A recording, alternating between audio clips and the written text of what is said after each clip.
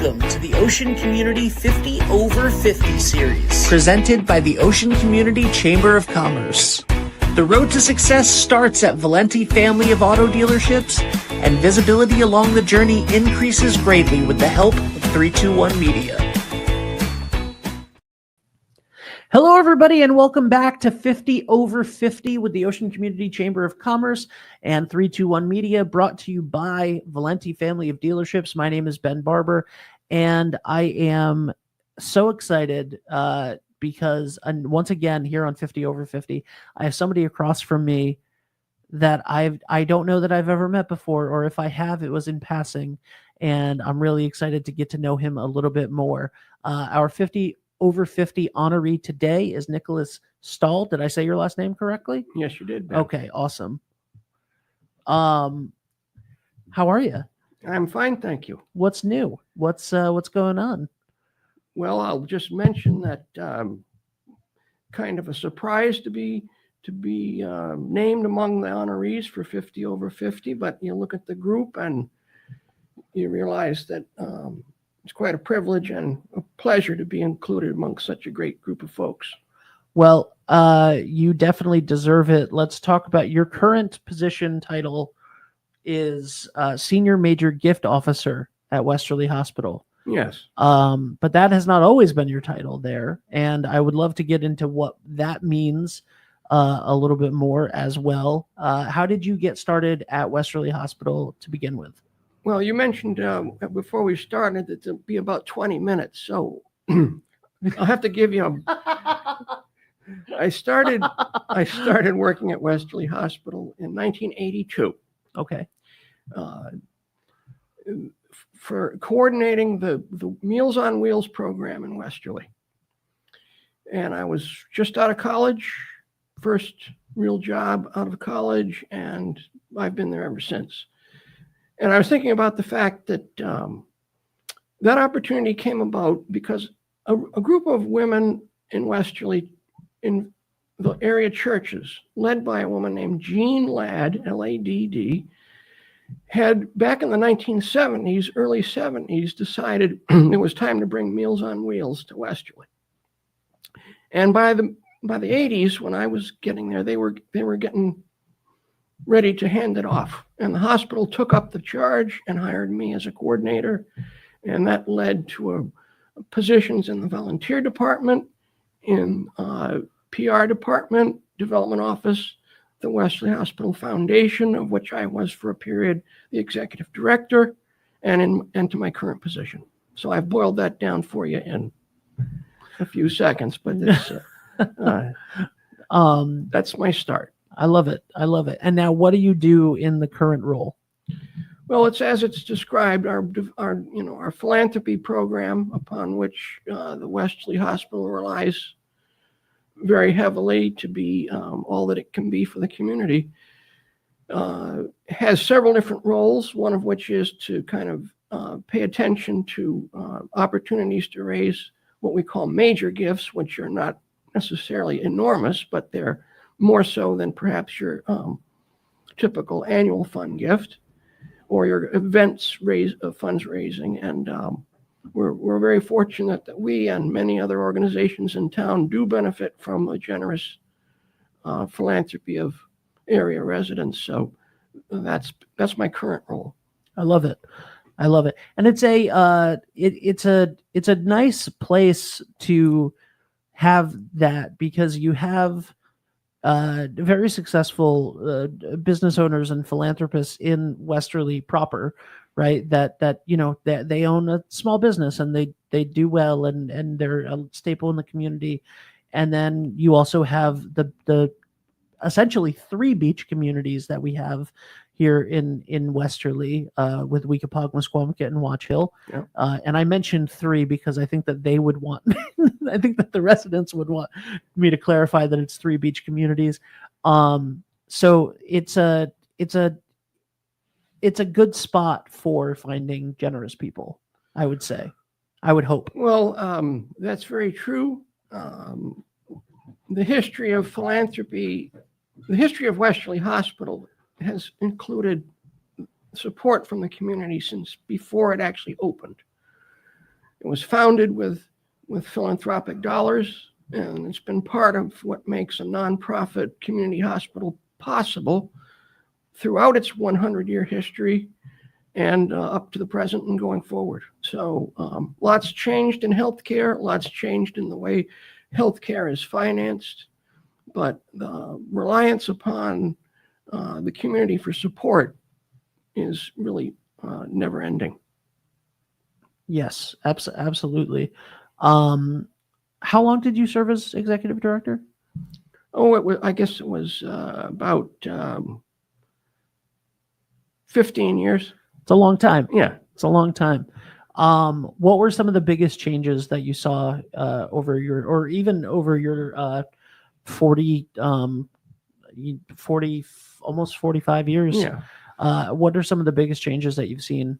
Well, there have been changes in services and again, in the way healthcare has progressed, technology-wise, et cetera. But in the course of my time there have been 3 major capital campaigns, all of which were directed at facility improvements. The hospital's footprint is about twice what it was when I started working there. Campaigns led by, first of all, Arthur Cottrell. The second one was by Henry Nardone, and more recent one, about 25 years ago now, was Joe Kirby was our chair. And each of those campaigns raised incrementally more than the one prior. New emergency department, operating rooms, inpatient rooms, laboratory, et cetera, which some of which are now passing, 25 plus years, but all of which are new since the early 80s. Yeah, absolutely. That's incredible. So it's a long and storied history. Obviously, Westerly Hospital, like a lot of communities don't have hospitals, and certainly not to the ability of Westerly Hospital. And I know for myself personally, like if it wasn't for Westerly Hospital, I would have died at least once.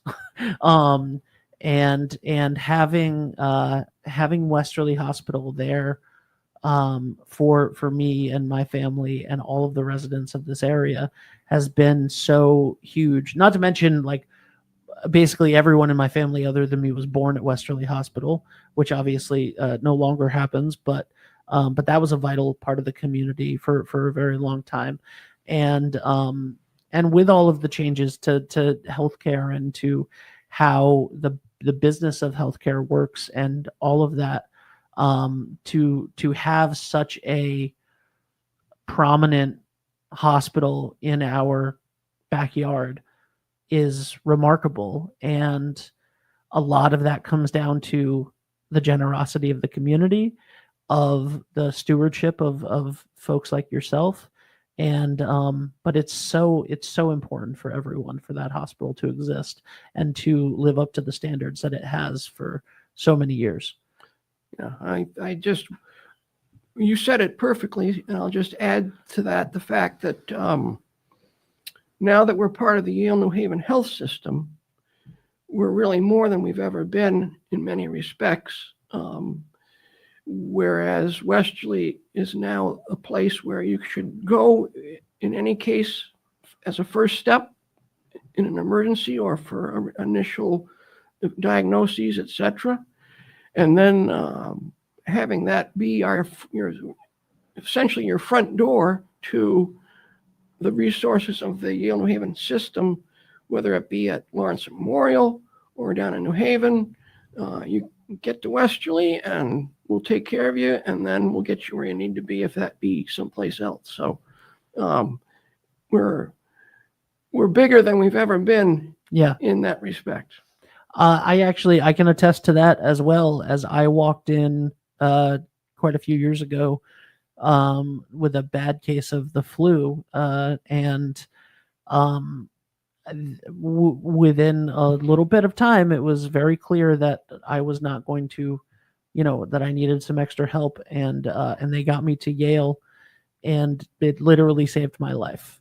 If it wasn't for, I was at Yale in a medical induced coma for 3 weeks, and my kidneys failed and all of this other stuff. And if it wasn't for having Westerly Hospital in our backyard and the connections to Yale New Haven Health, I would not be here today doing this interview with you. So I'm very grateful to Westerly Hospital and to Yale New Haven Health for that, and I always will be. And we're grateful, and I'm grateful that you share that with us, Ben. Well, thank you. Happy to. Let's talk about your personal life a little bit. Married, children, anything like that? Because I don't know you very well. I'm married. My son was born at Westerly Hospital in 1993.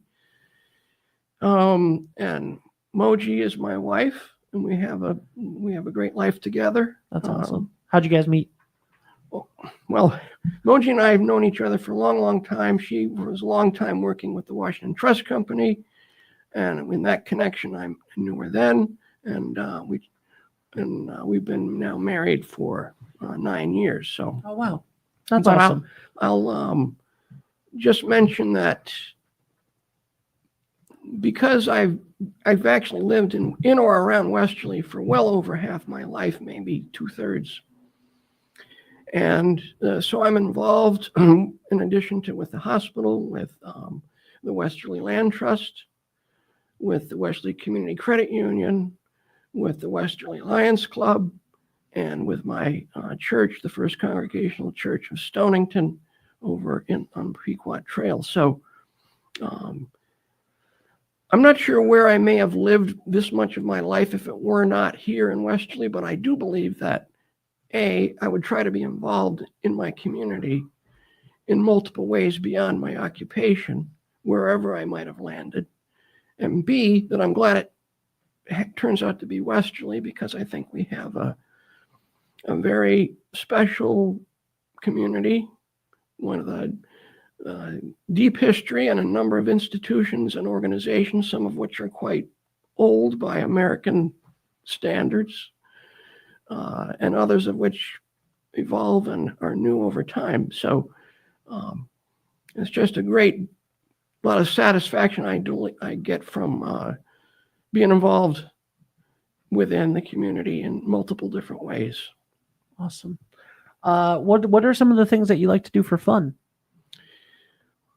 I enjoy everyday cooking, Okay. practically every day. I also like to go out to other places and yeah, sure. But I love to entertain people in our home, and I often center that around the meal. And well, not often, like practically always. And so that's what I like to do for fun, primarily. Moji and I like to travel a bit, both within the country and within the community and within the world. So that's part of it as well. And so, where do you like to travel when you do travel? Well, we've been to Italy, and we've been to Romania, and we've been to Iceland, and in around New England, quite a bit. So Iceland sounds really. I mean, not that Romania and Italy don't sound amazing; they sound amazing, but Iceland is something that I've seen more and more of recently. And it's I'm like, I would like to go. It's not very far away. It's easy to get there, and the main city is very interesting in itself, but the surrounding area is uniquely beautiful. Not that I'm an expert on it, but we saw some amazing sights, and it's largely a volcanic place, so which are active. So occasionally they have a nice little eruption shuts down the airport for a little while, but it adds to the land mass, so it's double-edged benefit there. Yeah.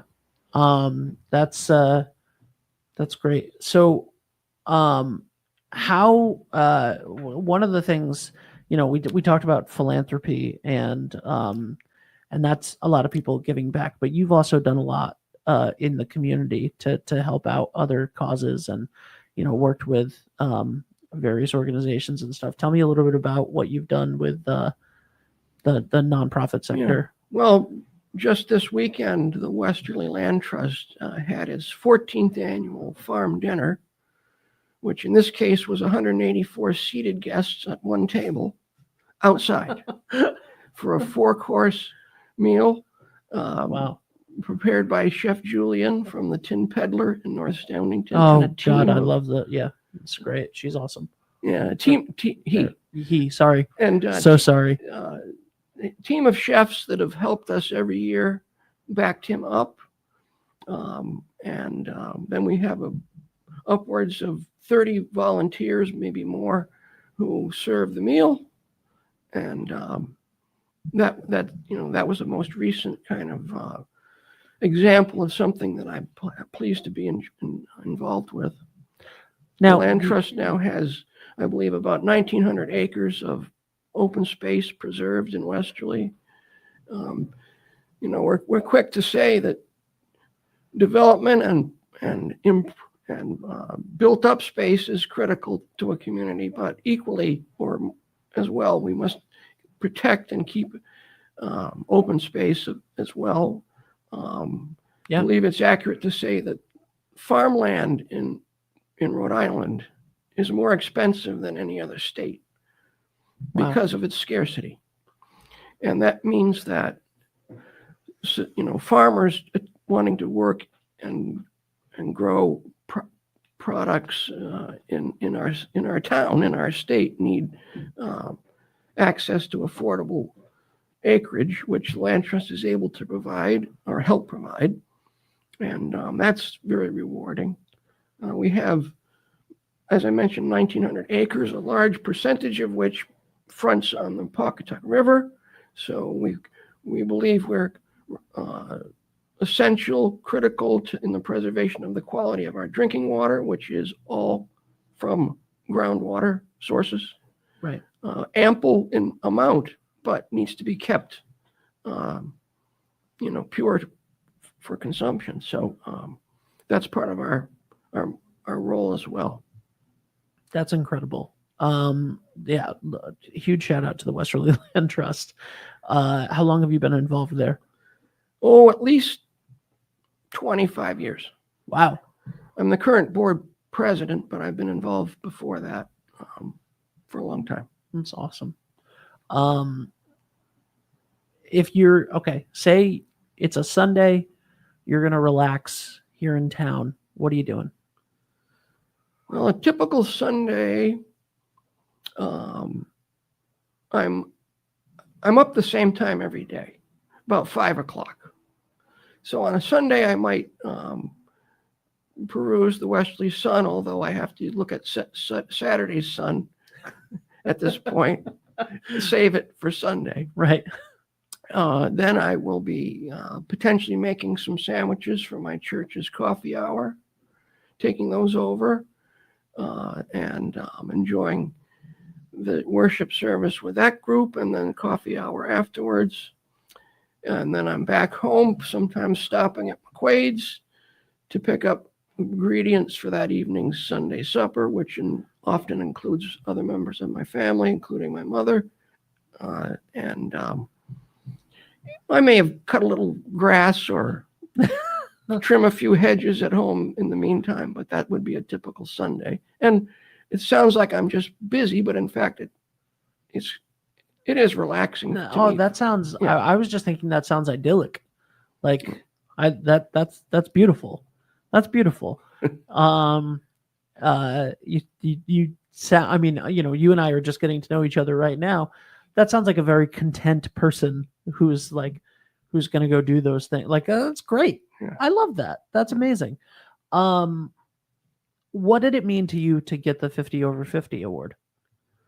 Well, considering the fact that I could be part of a 60 over 60 group if there were such a thing, I felt honored and pleased to be, as I mentioned up front, included among that group, about half of which I know. I put faces to names when I read the list. Sure. Others, I know their role, but I don't know them well. And so I think that, the chamber is one of the remarkable elements of our community, above and beyond what a chamber of commerce might well be in other places. And they pull off, if you will, an extraordinary number of projects, events, every year after year. And so I'm pleased to be part of that group, and I look forward to the gathering and getting to know better those people who I have not yet met. Yeah, that should be a lot of fun, the gathering. Well, this has been great. As I said before, I love the interviews where I don't necessarily know the person beforehand. Those are my favorite. And not that I don't love the ones with the people that I know, but but it's something great to have somebody sit down across from me and know, because they've won this award, that they are incredibly special, and that I get to learn about that, and that's awesome. And once again, you have proven that track record as 100% accurate. So this has been so nice, and I've loved getting to know you for the last half hour. Anything that you want to tell people before we go? No, but I see the 50/50 event primarily as yet another celebration of a special community, and very privileged to be a part of it. Awesome. Thank you so much, Nicholas Stahl, everybody. Thank you guys so much for watching 50 over 50 again. And thank you to the Ocean Community Chamber of Commerce, 321 Media, and Valenti Family of Dealerships. I tried to say two words at the same time there. Thank you guys so much. We'll see you next time on 50 over 50. Bye for now.